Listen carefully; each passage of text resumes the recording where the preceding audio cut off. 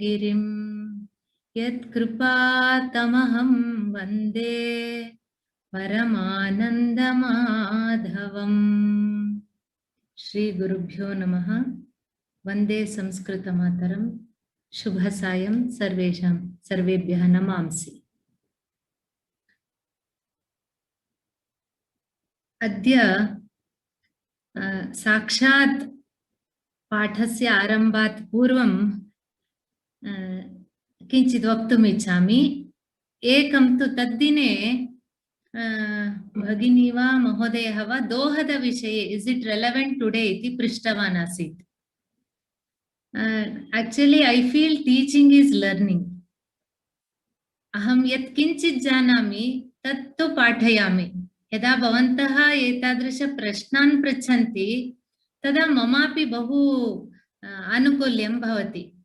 And I had asked if anybody is know more to send me the mail. Dr. Reeti Sharma Sweetman, Esha, she is a botanist who has specialized in plant biochemistry. So she has forwarded me an article called Shalabhanjika, Women and Trees in Art and Literature by Dr. Devangana Desai. So it's a very useful article which tells so many things about the trees, their nature, how art and literature have been inspired by nature. And vayamapi इदानीं वन्दे मातरं देशभक्तिगीतं शृणुमः चेत् तत्रापि सुजलां सुफलां मलयज शीतलां शस्य श्यामलां मातरं तथा मातुः स्थानं देशस्य भारतमातरं संस्कृतमातरं and सौन्दर्यलहर्यामपि भगवत्पादाः शङ्करभगवत्पादाः देवीं अनेकविधैः मातुः स्तुतिः तत्र तस्याः सौन्दर्यं पादादिकेशान्तं स्तुतिः।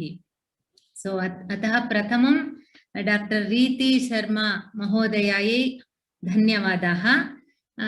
It's really very I am very happy to see यदि मम पाठने कस्यापि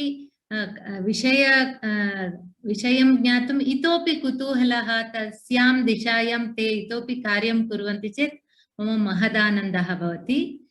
And to talk about Kalidasa and nature, that it's really something. Somebody has asked the name of the article. Shalabhanjika. The name of the article is Shalabhanjika, Woman and Tree in Art and Literature by Devangana Desai. And you can even see one more article which I came across. Plant myths and traditions in India. Plant myths and traditions in India by Shakti M. Gupta. And invariably, everybody, they have mentioned about Kalidasa. Without Kalidasa, I think nobody can proceed further. And this made me think whether is it the first ever poet Kalidasa, the so-called eco-poet. Then again the roots go back to Ramayana. Ramayane Sundarakande bahunam vrikshanam namani santi. Sita Ashokavane eva sthapita. Ravanena Ashokavane eva sthapita. Tatra Ashokavanasya, there is a myth about this Ashoka tree. That is, एकदा सशोकः इति निर्दयी अतीव क्रूरी एकः राजा आसीत्। सः निर्दाक्षिण्येन सर्वान् पीडयति स्म। कदाचित् सः ध्यानामग्नम् एकं ऋषिं दृष्टवान्। ऋषिः एतस्मात् किञ्चिदपि न भीतः। तदा तस्य आश्चर्यं भवति कथं एषः मत्तः न भीतः इति। तदा सः तम् उपदिशति। सः ऋषिः सशोकम् उपदिशति। तेन तस्य गर्वभङ्गः भवति। सः तस्य शिष्यः अपि भवति। अनन्तरम् अग्रिमजन्मनि सः पृच्छति ऋषिं मम मोक्षानन्तरम् अहं जनानां आनन्दम् उत्पादयितुम् इच्छामि, तादृशम् एकं जन्म अहम् इच्छामि इति। अतः सः अशोकवृक्षरूपेण जातः इति। It's just one myth or दन्तकथा or लोककथा अशोकवृक्षाणाम्. And many people believe that this Ashoka, if you have these Ashoka trees in the surrounding areas, they have the special power to make you happy. Shokam nivarayanti, atayeva Ashoka iti tasya nama ityaphi asti. Anantaram punaha vrikshanam vivaranam यदा लक्ष्मणः रामस्य आदेशेन सीतां वने त्यजति तदा तत्र वृक्षाः सर्वे ते अपि रुरुदुः, they also shed tears for Sita's plight and they consoled her. एवं तत्रापि आगच्छति. अतः प्रथमं रामायणे, रामायणादपि पूर्वं वेदे अपि औषधयः शान्तिः वनस्पतयः शान्तिः. See, everything we think Vedas means just hymns. It's an ocean of knowledge. With Veda ityukte tatra vid dhatuh asti. So sarvatra Vedaha Ramayanam Anantaram Kalidasa Kritayah Agre Anye Bahavaha Kavayaha Kavaitriyaha Kina Kevalam Bharate Videshiyaha like Wordsworth, Tennyson. So there are so many poets who have who have described nature in their poems. And here about Dohada, the other day I said I will tell you something. Dohada literally refers to the craving of a pregnant woman, and in this context, the desire of trees just before they bloom for some kind of contact with a woman. They desire for that. Women can thus trigger their flowering by a sort of ritual that varies for different trees. Tatra ekaikamapi asti, Priyangu iti vrikshaha asti, that responds to the touch of a woman. And then Bakula vrikshaha, this is by sprinkling of liquor gargled by them. A different, maybe that this appears strange, but these are the methods. Bakula vrikshasya tatha Ashoka vrikshasya uktavati padaghatah iti. Anantaram tilaka vrikshasya kevalam drishtya yada sundari eka vriksham pashyati vasanta samaye, just before the blooming of those of that tree, tada vrikshaha pushpitaha bhavati. Kuravaka is by embrace. Mandara vriksha, it is through sweet words. Vrikshasya samipa, and Jagdish Chandra Bose eva khalu, and they have said that they respond. This you can even, I just jokingly tell my friends while watering the plants, pratidinam ekam subhashitam yada jala sinchana karyam bhavati tada kurvantu iti. Mandara vrikshasya through sweet words. Champaka vriksha through smile. Yada sarvatra tarunyaha etat karyam. If somebody smiles, that doesn't happen. Then chuta, that is mango, by blowing with their mouths, maybe some special this thing through their mouth, means some holding their hand. Nameru ekaha vriksha prakaraha, that is through their music. Karnikara vrikshaha, through their dancing in front of it. Maybe, and everywhere it is told, Nupuradibihi alakta, that alta, that what their feet foot or feet sometimes, when if it is striking with one leg, one foot, that has to be decorated. And Nupura with all anklets and all, it has to be decorated, and then that ritual has to be done. So there are so many such rituals, and nature has never been separated. It has gone along with, like in harmony with human nature. And Kalidasa can be called as an eco-poet because his Ritu Samhara, like he is of a very high sensibility and empathy towards nature, and he describes the plight of animals, different seasons, the trees, how they respond in his Ritu Samhara and other poets.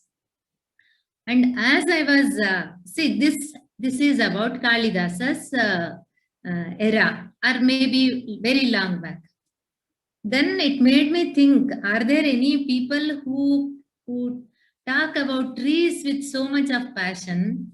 Then I came across Dr. Yellappa Reddy.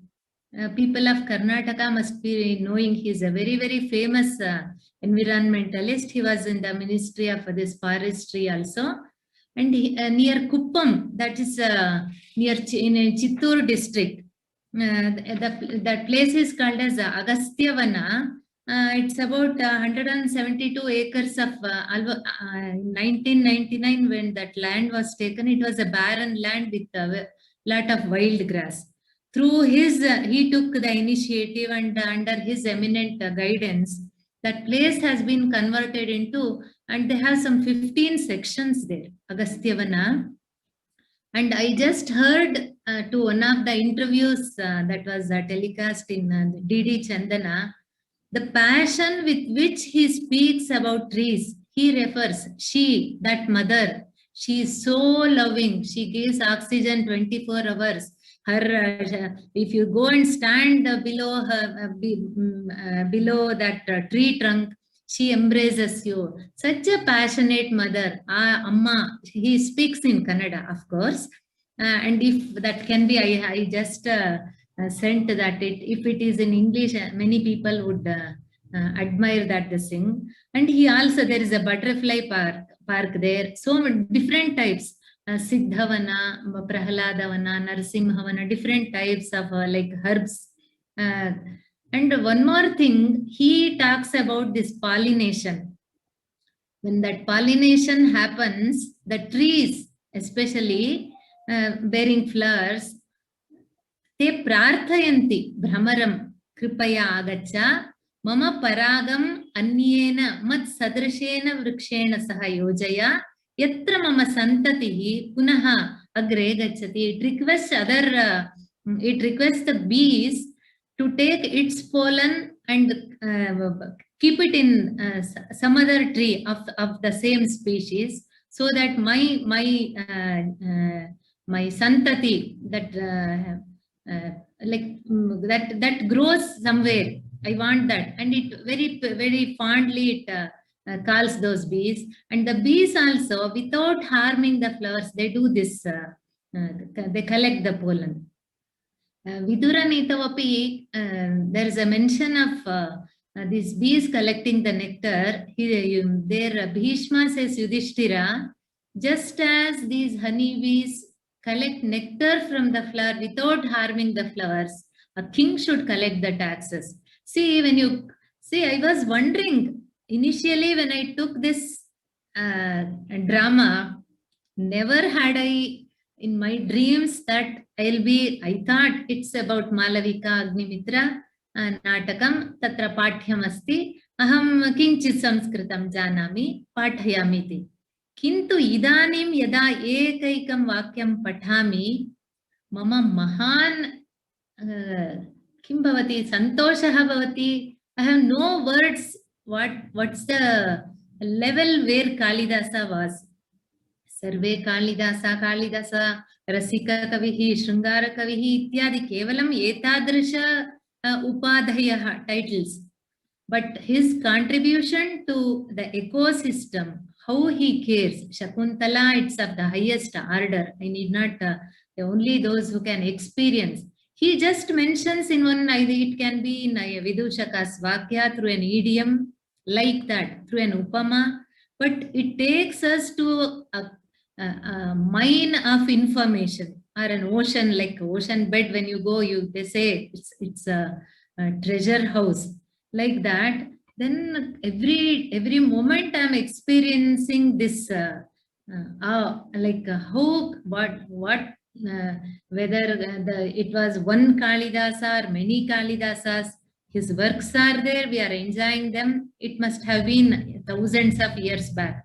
And even to this day, how they are relevant, that is really amazing. So if any of you are inspired by Kalidasa through this Malavikagni-mitra, and if you can take more interest, if I know the only drawback in this webinar is I cannot see you, that face-to-face interaction is not there.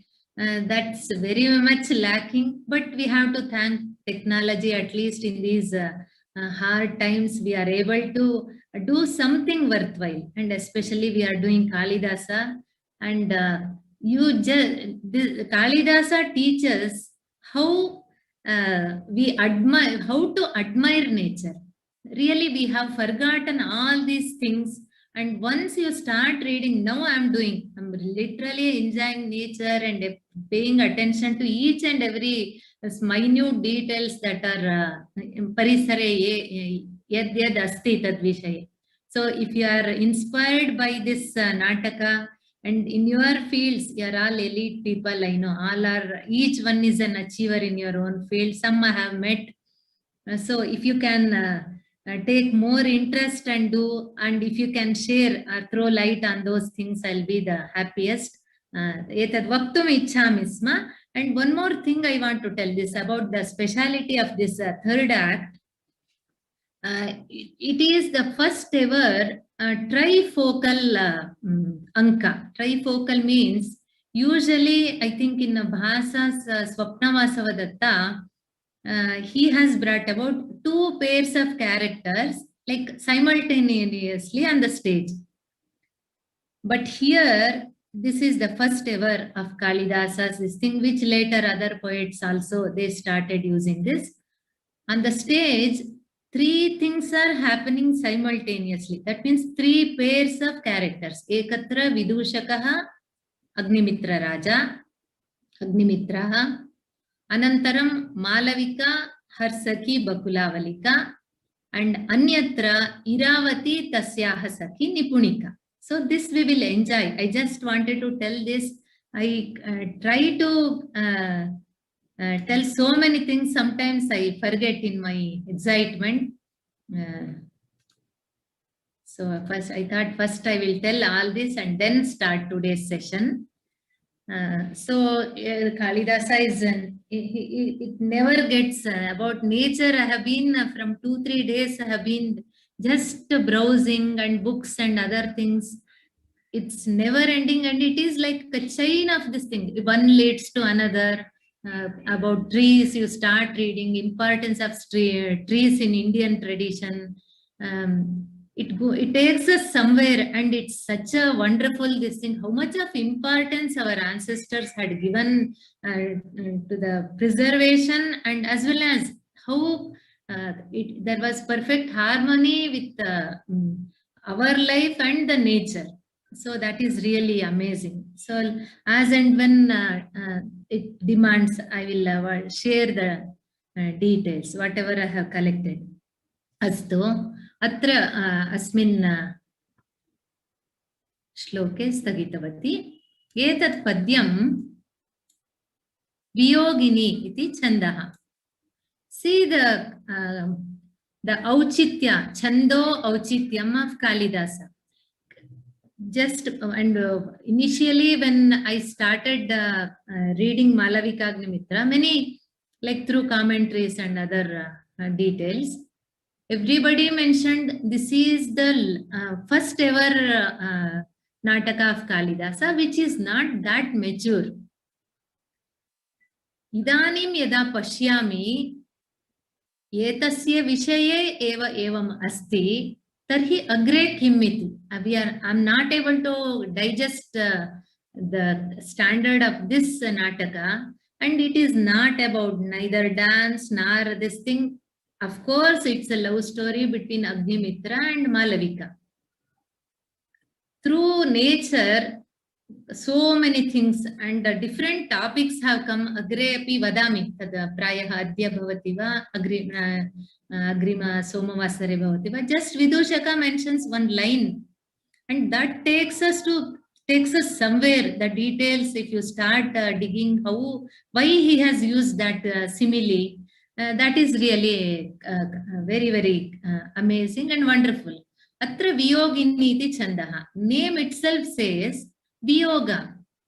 Saha ardha samavrittah ityukte it is like 10-11 prathama pade atra kvaruja hridaya pramathini tavat paryantam दश अक्षराणि पुनः द्वितीयपादे एकादश तृतीयपादे दश अक्षराणि चतुर्थपादे एकादश अक्षराणि and वृत्तरत्नाकर क्षेमेन्द्रस छन्दोमञ्जरी यत्तस्य गङ्गादासस्य तत्र छन्दसः औचित्यं कुत्र कः किं वृत्तं तत् उपयोक्तव्यम् इति तादृश विषयाः सन्ति. अत्र वियोगिनी छन्दः राज्ञः मनसः स्थितिं सम्यक् वर्णयितुं प्रायः कालिदासः वियोगिनी वृत्तं वृत्ता is a sub this thing in that chandas. He has selected this.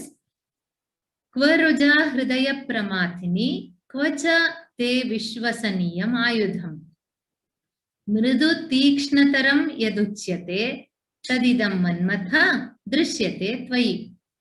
तद्दिने उक्तवती अर्थं पुनरेकवारं वदामि. अत्र क्व इति शब्दं द्विवारं क्व शब्दस्य यदा एवं क्व तत् क्व एतत् एवं भवति इट ऑलवेज टॉक्स अबाउट विरुद्ध स्वभावानां चित्रणं भवति. अत्र अन्वयमपि उक्तवती पुनरेकवारं वदामि. सः मन्मथम् उद्दिश्य वदति. मन्मथ हृदय प्रमाथिनी रुजा क्व ते विश्वसनीयम् आयुधं च क्व मृदु तीक्ष्णतरम् उच्यते यत् तत् इदं त्वयि दृश्यते. अत्र मन्मथम् उद्दिश्य अन्यदेकं सुभाषितम् अस्ति. वज्रादपि कठोराणि मृदूनि कुसुमादपि लोकोत्तराणां चेतांसि को हि विज्ञातुमर्हति. लोकोत्तराणां चेतांसि सत्पुरुषाणां स्वभावविषये अतीव श्रेष्ठाः इति ये भवन्ति वज्रादपि कठोराणि ते परिस्थितौ कठिनपरिस्थितौ अतीव स्थिराः भवन्ति. कथं यथा वज्रं भवति द हार्डेस्ट which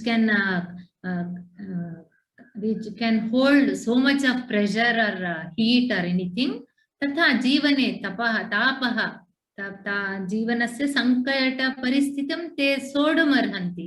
मृदूनि कुसुमादपि यथा यत्र तादृश स्वभावः दर्शनीयः भवति ते कुसुमवत् मृदु भवन्ति. तथा अस्ति अत्रापि एषः तथैव वदति. हृदय प्रमाथिनी रुजा क्व you are the one causing so much of pain in my heart. हृदय प्रमाथिनी हृदय पीडनकरी व्यथा क्व कुत्र विश्वसनीयम् आयुधं. he is telling विश्वसनीय आयुधं. nobody will suspect if a person has a flower in his hand. यदि हस्ते पुष्पम् अस्ति सः सम्पूर्णतया अपायरहितः विश्वसनीयः एव. यतः तेन तस्मात् अपायः किंचिदपि नास्ति. तस्य हस्ते गन् नास्ति अन्यत् किमपि धनुः नास्ति किमपि नास्ति पुष्पम् अस्ति. अतः विश्वसनीयम् आयुधम्. आयुधं किं तत् पुष्पम्. मृदु तीक्ष्णतरम् इति यदुच्यते तत् त्वयि दृश्यते. लोके कदाचित् वदन्ति तत् प्रायः सत्पुरुषाणां मनांसि कथं भवन्ति इति वा एकस्मिन् वस्तुनि एव मृदु तीक्ष्ण स्वभावद्वयमपि दृश्यते इति यद् वदन्ति तत् त्वयि दृश्यते. भवति एव तत् सर्वम् अस्ति इति. अत्र मन्मथस्य स्वभावविषये अन्यमेकं सुभाषितं स्मरामि. तत्र सुभाषितकारः वदति लोके बहवः धन्विनः सन्ति. धन्विनः इत्युक्ते ये धनुषः उपयोगं कुर्वन्ति आर्चर्स् बहवः सन्ति. यतः somebody when an apple is kept on the head they will make it into 4 parts something. We have seen so much of these things. तादृशाः धनुर्धराः बहवः सन्ति ये एकं बहु कुर्वन्ति, द्विधा कुर्वन्ति अथवा बहु भागान् कुर्वन्ति, किन्तु भवान् एकः एव भिन्नान् ऐक्यं करोति, भिन्नानाम् ऐक्यं करोति. That means you unite that which have been divided or broken or that have been hit apart. कियत् उत्तम सुभाषितं तत्. Manmatha represents emotions or प्रीति. प्रीति सर्वदा पुरुष स्त्रीणामेव इति न. प्रीतिः सर्वदा सर्वत्र आवश्यकी. अतः तद्विषये तत् अत्र स्मरामि. अस्तु, तावदेव तत्र अर्थः. तदा विदूषकः वदति, यदा एषः एवं विलापं करोति विदूषकः, सः तद् न सहते, तस्यापि खेदः भवति. किं मम मित्रम् एवं खेदम् अनुभवति इति. ननु भणामि तस्मिन् साधनीये कार्ये कृत उपायोपक्षेप इति. उपक्षेपः इत्युक्ते आरम्भः, उपाय उपक्षेपः. ननु भणामि अहं, प्रायः तस्य कर्णे किमपि वदति, तस्य उपायः कपटोपायः एव. ननु भणामि, ननु इत्युक्ते निश्चयेन सः वदति, अहं तु कृतवान् अस्मि तस्मिन् साधनीये कार्ये. किं साधनीयं कार्यं? किं? मालविकायाः पुनः दर्शनं, पुनः तस्याः दर्शनं, किमपि अग्रे तदेव अनुवर्तते. वार्तालापः एवं साधनीये कार्ये कृतः उपाय उपक्षेपः. मया पूर्वमेव एतस्मिन् विषये सम्यक् आलोच्य उपायः अपि कृतः, उपायस्य आरम्भः अपि कृतः इति सः समाधानं वदति. तत् पर्यवस्थापयतु आत्मानं तत्र भवान्. पर्यवस्थापयतु इत्युक्ते किञ्चित् धैर्येण कार्यं करोतु, धैर्यम् अवलम्बयतु तत्र भवान् इति अग्निमित्रम् उद्दिश्य वदति.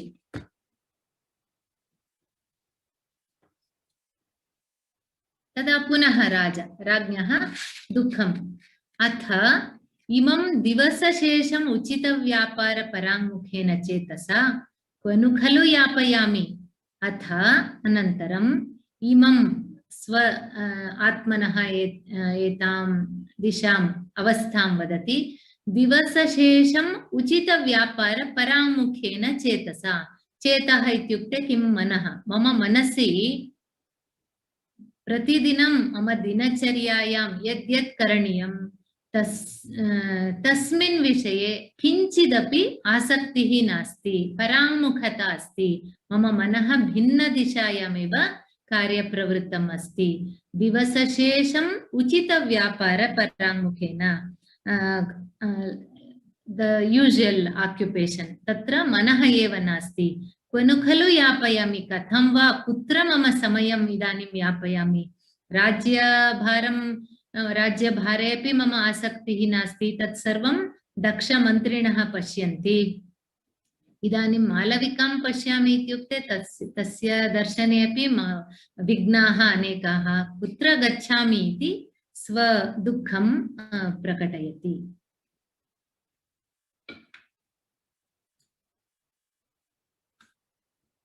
ननु भवान् अद्यैव वसन्तप्रथमावतारसूचकानि रक्तकुरबक इत्यस्ति, कुत्रचित् रक्ताशोक इत्यपि अस्ति. चिन्ता नास्ति कदाचित्. And why this happens is, we had some course in manuscriptology. Tada sarvam talapatreshu bhavanti, and later there were no printing machines. Yada tesham pratikritayah kriyante. There are so many ways how the original text gets distorted, or sometimes words go missing, sometimes words get repeated. So many reasons are there, and the facilities in those days they had were very, very less. Tasya bahu vidhi vidhanani santi, talapatra rakshanartham, lekhanartham. That itself is one world. अतः कदाचित् लेखनसमये even this मक्खिका मक्खी that has come from that itself, यदा एका मक्षिका तत्र किमपि कुत्रापि प्रायः सः मृतः तत्र इदानीं शुष्कः अपि जातः अस्ति, एते लिपिकाः, they are the scribes who copy those manuscripts, ते किं कुर्वन्ति, मक्षिकामपि किमपि अक्षरविन्यासः इति चिन्तयित्वा पुनः तद् अत्र तथैव लिखन्ति, तदपि भवति। यतः where was the need of getting copies? Usually Ramayana, Mahabharata and others, very noble like aristocrats or Rajanaha, किमपि समारम्भ यज्ञयागादि समये तेषां प्रतिकृतयः कारयित्वा तेषां दानरूपेण तैः दीयते स्म. So many things are there about manuscripts. So अतः पाठान्तर विषये अतः वदामि, रक्ताशोक इत्यपि अस्ति, रक्तकुरबक इत्यपि अस्ति, तद्विषये अधिकचिन्तां न कुर्वन्तु कृपया, अस्तु वा? रक्तकुरबकाणि उपायनं प्रेष्य नववसन्तावतारापदेशेन इरावत्या निपुणिकामुखेन प्रार्थितः. This प्रार्थना is in direct speech. भवान् इच्छाम्यार्यपुत्रेण भवान् इच्छामि आर्यपुत्रेण सह दोलाधिरोहणम् अनुभवितुम् इति। भवताप्यस्यै प्रतिज्ञातं तत् प्रमदवनमेव गच्छावः. सः विदूषकः महाराजेन इदानीं किं करणीयम् इति सः तस्य कर्तव्यं स्मारयति, यथा सन्मित्रं भवति तथा. ननु पुनरेकवारं मन्दं पठामि. ननु भवान्, see all these, there are lot of sandhis that have made these words long. तावदेव अहं सन्धि विभज्य पठामि. ननु भवान् अद्य एव वसन्त प्रथमावतार सूचकानि रक्तकुरबकाणि उपायनं प्रेष्य नव वसन्तावतारापदेशेन इरावत्या निपुणिकामुखेन प्रार्थितः. भवान् इच्छामि आर्यपुत्रेण सह दोलाधिरोहणम् अनुभवितुम् इति. भवतापि अस्यै प्रतिज्ञातं तत् प्रमदवनमेव गच्छावः इति वदति. इदानीं पश्यामः किं वदति इति. सः स्मारयति, अद्य एव भवान् अद्य एव इरावती, द्वितीय पत्नी अस्ति खलु इरावती इति सुन्दरी, अद्यैव किमर्थं प्रतिज्ञातम् इस् प्रामिस्ड्, वचनं दत्तवान्. कदा इति वदति, वसन्त प्रथमावतार सूचकानि रक्तकुरबकाणि. रक्तकुरबक, द रेड flowers, वसन्त प्रथमावतार सूचकानि, they are the very symbolic that the spring has arrived. Vasanta Prathamavatara Suchakani, those are the first ones to bloom. Rakta Kuravakani, a bouquet or a bunch of Rakta Kuravaka flowers, Upayanam Preshya, through her maid Iravati, Maharajam Prati, Pushpa Guchamekam, Upayanam Preshitavati, Anantaram Tasyaha Ichchamapi sa Uktavati. Nava Vasantavatara Apadeshena, Apadeshena ityukte Vyajena, in the pretext of sending that bunch of flowers, Iravatya, that means wishing you happy spring festival. Vasantotsavaha, Sarvatra Dolotsavaha, Vasantotsavaha, Vasantamase Sarvatra Utsavaha eva. Atah Utsavasya Vyajena, Idanim Utsavaha Arapsyante, Atah Prathamam Mama eva Abhinandanani, Athava Shubhashamsaha Bhavantu iti Chintayitva, Iravati Kim Kritavati, Pushpaguchamekam Agnimitraya Preshitavati, Nipunika Mukhena, Tasya Saki Nipunika iti asti, Nipunika द्वारा प्रेषयित्वा प्रार्थितवती। भवान् प्रार्थितः, भवन्तं प्रार्थितवती इरावती। किम् इति? इच्छामि इत्युक्ते इरावत्याः वचनम् एतत्। आर्यपुत्रेण सह इत्युक्ते आर्यपुत्रः कः? इरावत्याः अग्निमित्रः। आर्यपुत्रेण सह दोलाधिरोहणम् अनुभवितुम् इति। प्रायः बहुदिनानि अभवन्। महाराजा अपि इदानीं मालविकाय चिन्तने एव तस्य मनः सम्पूर्णतया व्यापृतः अस्ति। अतः तस्याः दर्शनमपि न कृतं। सा अपि चिन्तितवती एतेन व्याजेन महाराजं कथञ्चित् अहं महाराजं द्रष्टुम् इच्छामि, तेन सह किञ्चित् कालं दोलाधिरोहणं, that jhula flower this thing swing, दोलाधिरोहणम् अनुभवितुम् इच्छामि इति सा प्रार्थितवती। भवतापि अस्यै प्रतिज्ञातं स्मरतु, भवान् अपि तस्यै वचनं दत्तवान् अस्ति। अतः तत् इत्युक्ते अतः प्रमदवनमेव गच्छावः।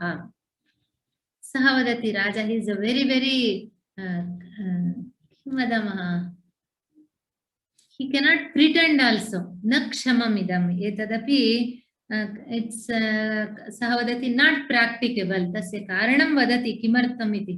न क्षमम् इदम् इत्युक्ते न कर्तुं योग्यम्, एतदपि अहं कर्तुं न शक्नोमि। कथमिव इत्युक्ते किमर्थम् इति, किं कारणम् इति तत्र सः कारणं वदति। वयस्य निसर्गनिपुणाः स्त्रियः, सः स्त्रीणां विषये बहु जानाति महाराजः। अतः स्त्रियः प्रकृत्या अतीव पटुमतयः, अतीव चतुराः स्त्रियः, निसर्गनिपुणाः। ते अन्ये परेङ्गित पटवः इति, अन्येषां मुखं दृष्ट्वा एव तेषां मनसि किम् अस्ति इति ज्ञातुं ते शक्नुवन्ति, तेषां तादृशी शक्तिरस्ति इति वदन्ति। अस्तु, तत् सत्यं वा न वा न जाने। वयस्य निसर्गनिपुणाः स्त्रियः अन्येषां भावग्रहणे अतीव चतुराः, चतुरमतयः। कथं माम् अन्यसङ्क्रान्तहृदयम् उपलालयन्तमपि ते सखी न लक्षयिष्यति। कारणं वदति, मम मनः कुत्र अस्ति? मालविकायाम् अस्ति।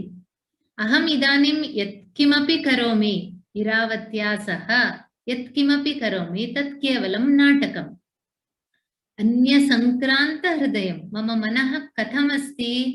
अन्यस्यां सङ्क्रान्तम्। My mind has been transferred, or it has gone to some other person. Atah upalalayantam-api, I may be very fondling her, I may be very in very affectionate terms with her. Katham te sakhi na lakshesyati, sa tu ativa chatura. Atah mama manah anyatra asti iti, yadyapi aham taya saha अतीव प्रीत्या एव व्यवहरामि, सा तत् क्षणमात्रेण सा तत् लक्षयिष्यति इत्युक्ते सा तस्य कारणं सा ऊहितुं शक्नोति। अतः पश्यामि, सः एकम् एतद् यत्र अतीव सारतमं वक्तव्यं भवति, तद् वाक्यैः दीर्घं भवति, अतः पद्यरूपेण तादृश विषयाः पद्यरूपेण भवन्ति। अस्मिन् अङ्केपि प्रायः 24 पद्यानि सन्ति। उचितः प्रणयो वरं निहन्तुं बहवः खण्डनहेतवो हि दृष्टाः,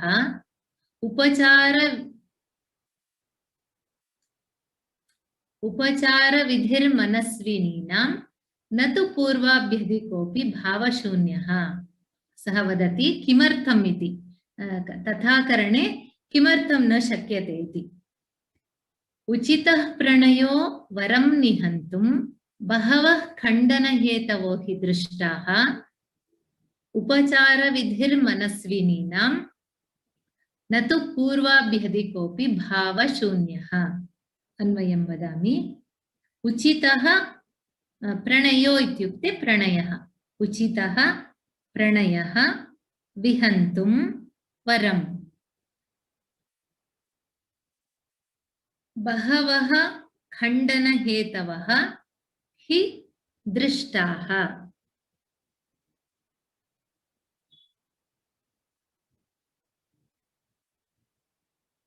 पूर्वाभिः अधिकः अपि पूर्वाभ्यधिको अपि भावशून्यः उपचारविधिः मनस्विनां न तु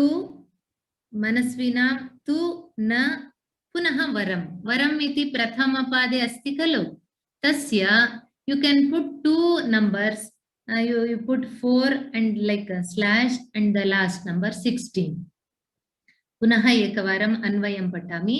येषां समीपे पाठ्यस्य प्रतिकृतिः अस्ति, even when you want to, यदा अन्यस्मिन् समये पठितुं यदा इच्छन्ति तदा केवलम् अन्वयं दृष्ट्वा भवतामपि अतीव सुलभं भवति। ओहो, एवम् एतत् क्रमेण योजयामः चेत् यतः इदानीं श्रुत्वा कालान्तरे तत् प्रायः विस्मृतं भवति। अतः संख्यां यदि लिखन्ति तस्य उपरि, पदस्य उपरि, अनन्तरमपि तस्य अवगमनार्थं सुलभं भवति। उचितः प्रणयः विहन्तुं वरम्, तद् एकवाक्यम्। उचितः प्रणयः विहन्तुं वरम्। बहवः खण्डनहेतवः हि दृष्टाः। हेतवो इत्युक्ते हेतवः, हेतवो हि दृष्टाः। पूर्वाभ्यधिकः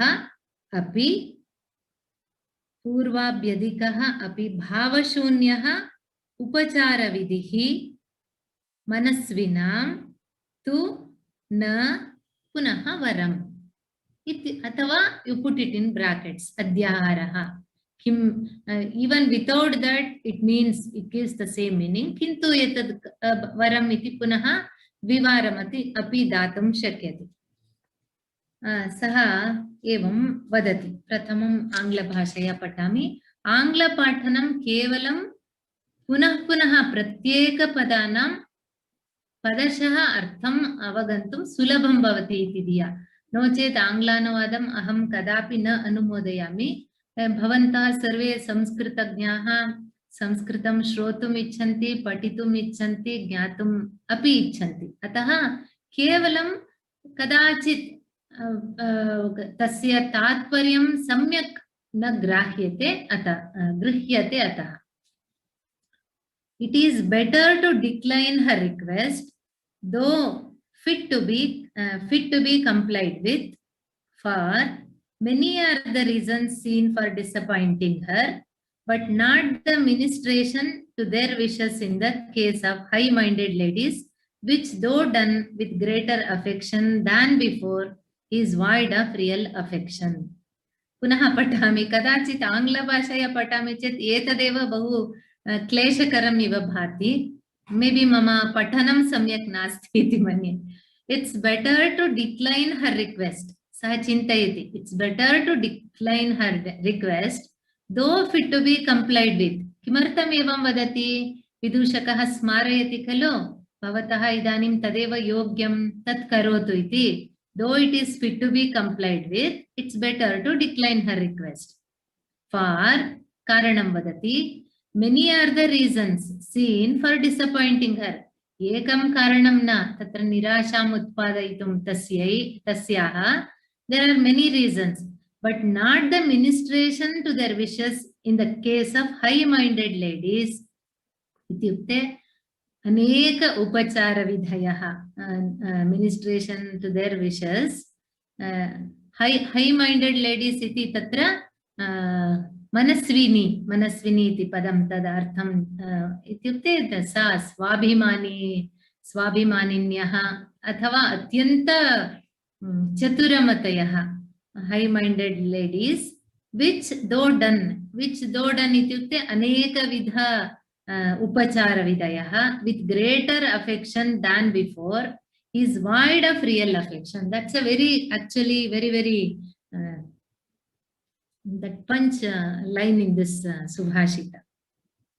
Sah kim vadati idanim Iravati sarvatra rajaprasade Maharaja Malavikayoho prema prasangaha spardha vishaye jananti kaulinam, that is that rumor or gossip, that sarvam sarvatra idanim यदा सेविकाः चेट्याः एव एवं परस्परं व्यवहरन्ति तर्हि इरावती किं न जानाति वा महाराजस्य प्रणय व्यवहारम्, अतः इदानीम् अहं यत्किमपि करोमि सा अतीव चतुरा अस्ति, सा सम्यक् जानाति, तद् इतोपि that may worsen the situation. So what the king means here is, if I don't keep up my promise and disappoint her, I can explain away my action in various ways. Khandana hetava, I can, that it's only disappointing her. Tasyaha nirasha bhavati. Just to satisfy her, if I do anything, nana prathamam kim vadati, it's better to disappoint her because there are many reasons.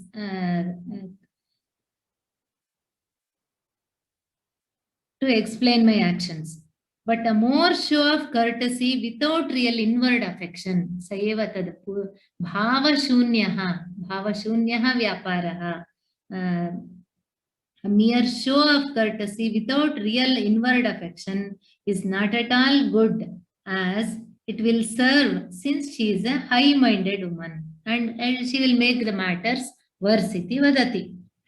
Iravatyaha prarthana प्रणयः निहन्तुं वरं, प्रार्थनां प्रतिषेद्धुम् अथवा तत् दूरीकर्तुम् अथवा तस्य निवारयितुं, तस्य विषये अधिक तिरस्कार इति न भवति, निषेद्धुम् इति, प्रतिषेद्धुं, to ward off. Varam is it's better. अयं पक्षः एव साधुः, यतः खण्डन हेतवः बहवः दृष्टाः, तत्र ईर्ष्या कोप अनेक कारणानि सन्ति एतत् प्रणय निषेधकरणे, प्रणयभङ्गे बहूनि कारणानि सन्ति, कथयितुम् अतीव सुलभम् इति। अहं जानामि सा कुपिता भवति, एवं मां दूषयति, एवं सर्वं, किन्तु प्रेमरहितः भावशून्यः इति अस्ति। प्रेमरहितः उपचारविधयः, इष्टाचरणं, मनसि किमपि अस्ति, क्रियायाम् अन्यत् किमपि अस्ति, भावशून्यः सेवाप्रकारः, वास्तव प्रेमरहितः, न वरं पूर्वाभ्यधिकः अपि, अहं पूर्वं यथा आसम् इदानीम् अधिकं प्रीतिं यद्यपि दर्शयामि तद् वरं न, श्रेष्ठं न, सः महात्मा, यतः मनस्येकं वचस्येकं कर्मण्येकं महात्मनां, मनस् एकम् एकविधेन मनसि एकं विधेन चिन्तयन्ति, तदेव क्रियायामपि भवति, वाचि अपि भवति, महात्मनः। दुरात्मनां मनस्यन्यद् वचस्यन्यद् कर्मण्यन्यद् दुरात्मनाम् इति। अतः सः तादृशं व्यवहारं कर्तुं सर्वथा न इच्छति। भावशून्यम् उपचारविधिं, यदि मनस्विनीनां विषये तत्रापि सा इरावती पूर्वम् अतीव प्रीतिपात्रा एव आसीत्, अतः इदानीं very diplomatic in his behavior. He could have, he is a king, तस्य प्रभुता अस्ति, पूर्वमपि पठितवन्तः, दारिणी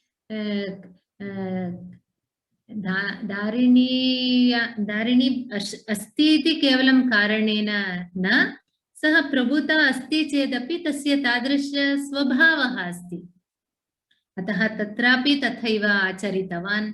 यद्यपि मालविका विषये अतीव उत्सुकः आसीत्, धारिणी यदा आसीत् तदा स्वमर्यादां न उल्लङ्घितवान्। इदानीम् इरावत्याः विषये अपि तस्य मनसि तथा अस्ति। मनसि अहम् अन्यां चिन्तयन् कथम् एतया सह यद्यपि प्रीतिव्यवहारं करोमि, मम मनः अपि एतत् न अङ्गीकरोति। तस्याः अपि सा तु अतीव मनस्विनी अस्ति। मम भावशून्यं व्यवहारं दृष्ट्वा सा अपि इतोपि प्रायः अग्रे विघ्नमपि उत्पादयेत्, एतत् न वरम् इति वदति। अतः विदूषकः पुनः सः प्रतिपदम् अतीव आप्त सचिवः इव तस्य किं करणीयं किं न करणीयम् इति वदति। नार्हति भवान् अन्तःपुर प्रतिप्रतिष्ठितं दाक्षिण्यम् एकपदे पृष्ठतः कर्तुम्। तत्र दाक्षिण्यम् इत्युक्ते दक्षिणस्य भावः दाक्षिण्यं। दक्षिणं एतद् इत्युक्ते अन्येषाम् अभिप्रायानुगुणं दाक्षिण्यं न कुर्वन्तु इत्युक्ते सुलभतया अन्येषाम् अभिप्रायानुगुणं यदि वयं कार्यं कुर्मः तद् दाक्षिण्यम् इति उच्यते। अतः एषः वदति न अर्हति भवान् अन्तःपुर प्रतिप्रतिष्ठितम्। अन्तःपुर प्रति इत्युक्ते अन्तःपुर स्त्रीणां प्रति प्रतिष्ठितम्। इदानीमेव भवतः ताभिः सह एकविध प्रीतिव्यवहारः अस्ति। एतावत् पर्यन्तम् अस्ति। तद् एकपदे पृष्ठतः कर्तुं you cannot put everything aside, like suddenly you cannot cast some as if you are not caring them. तथा कर्तुं न शक्नोति. You have been so courteous all these days. अतः तथा कर्तुं न अर्हति इति तं किं करोति, एकविधेन तथा न करोतु इति उपदिशति। विचिन्त्य किञ्चित् चिन्तयति, आम् सत्यं यथा गौतमः वदति तत् करणीयमेव, तत्र सत्यमस्ति, तेन हि प्रमदवनमार्गम् आदेशय। अस्तु, प्रमदवनमेव गच्छामः। प्रमदवनम् आदेशय इत्युक्ते शो मी द वे इति। सः न जानाति इति न तत्र गच्छाव। इत इतो भवान्, सः मार्गं दर्शयति। उभौ परिक्रामतः, उभौ अपि प्रमदवनं तत्रैव रङ्गमञ्चे एकवारम् एवं भ्रमणं कुर्वन्ति। तत्र प्रमदवनम् आगतम्। इदानीं सम्पूर्णं वसन्तवर्णनं। विदूषकः, वसन्तः किलैताभिः पवनचालिताभिः पल्लवाङ्गुलीभिः त्वरयतीव भवन्तम् एतत् प्रमदवनं प्रविश इति। वसन्तः किल एताभिः पवनचलिताभिः पल्लवाङ्गुलीभिः त्वरय अतीव त्वरयति इव पल्लवाङ्गुलीभिः त्वरयति इव भवन्तम् एतत् प्रमदवनं प्रविश इति। किं करोति वसन्तः, ऋतुराजः वसन्तः, वसन्तः किल that noble Vasanta, एताभिः with these पवनचालिताभिः पल्लव अंगुलीभिः, पल्लव वृक्षाणां पल्लवाः पवनचालिताः, they are swaying. ताभिः अंगुलीभिः, तद् अंगुली तद् हस्त इव पवन, एतद् भिन्न भिन्न तत्र भागाः भवन्ति खलु, यथा अंगुल्यः सन्ति तथैव एवम् एवं भवति। तत् चलिताभिः पल्लवाङ्गुलीभिः भवन्तम् एतत् प्रमदवनं प्रविश इति त्वरयति वा। They are asking you to hurriedly enter that pramadavana. They are just they are swaying and welcoming you. Swagatam Maharaja, antah agacchatu pramadavanam pravisha iti tvarayati iva. That's a beautiful upama. And all these have to be experienced. Aham yat kimapi vadami, yatha vadami, kevalam swayam yada anubhavamaha tada etasya swarasyam saundaryam eva bhinnam bhavati. Astu atra sthagayamaha punah agre shlokatraye padyatrayepi vasantamaasasya अतीव सुंदरं वर्णनम् अस्ति.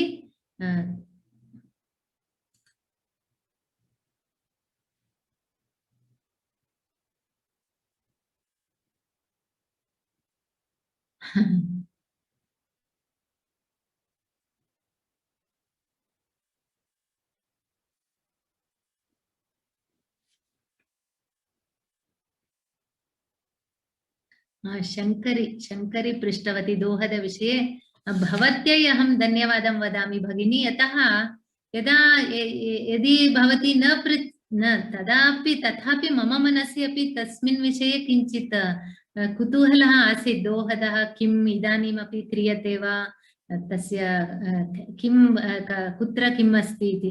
And in Puranas I was reading in each Purana about trees and nature. पुराणम् इत्युक्ते अस्माकं कल्पना एव नास्ति. अस्तु एकैकम् एवमेव पश्यामः कदा किं पठामः इति.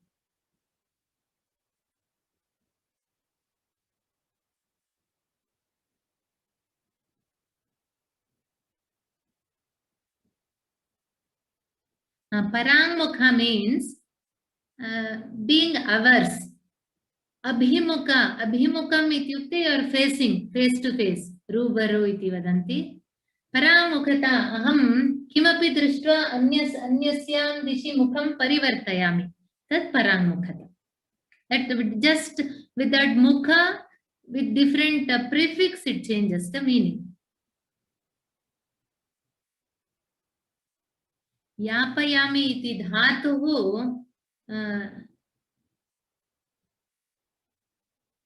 याप एव स्यात्.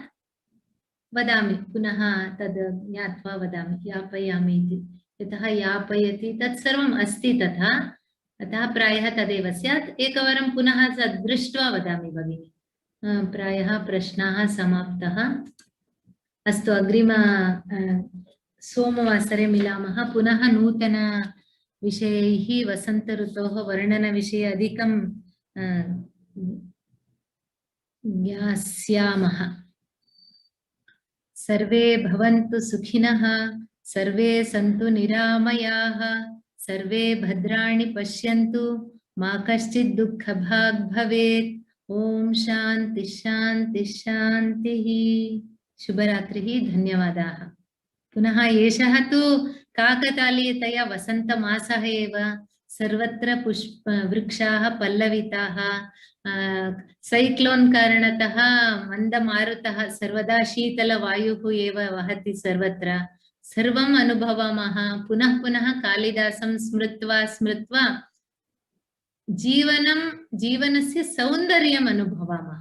तावदेव. अस्तु, धन्यवादाः.